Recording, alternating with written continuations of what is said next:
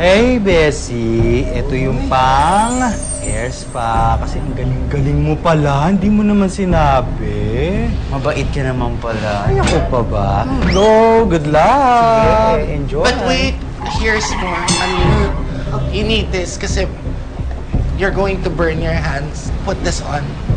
Oh, you're so thoughtful. Perfect. Salamat. Thank you. Thank you. Oh, perfect. Diba? Uy, good luck, ha. Do your best. You're welcome. Ma'am, ready ka na? Ma'am, ready ka na? Pikit ka lang.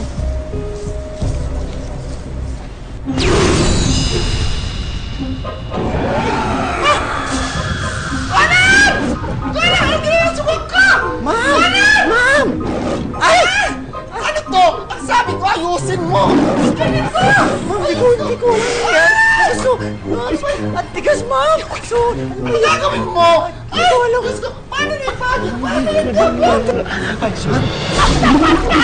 Anong totoo? Magsabi ka! Anong katotohanan? Sumabot ka! Aba, masusunod ka pa! Sumabot ka! Umalis na sa leg! Ay! Sumabot ka! Ay! Did not kill anybody! Pasensya na po, di po ako papalayasin. Hindi ko naman po alam na hindi pala gamot yung hair spa. Pasensya na po, di po ako papaalis. Hindi po ako papaalis.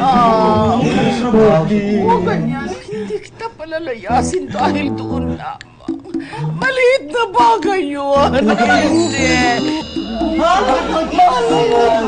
Bakit gano'n? Bakit tumisip ka? Tumahimik kayo! Shara!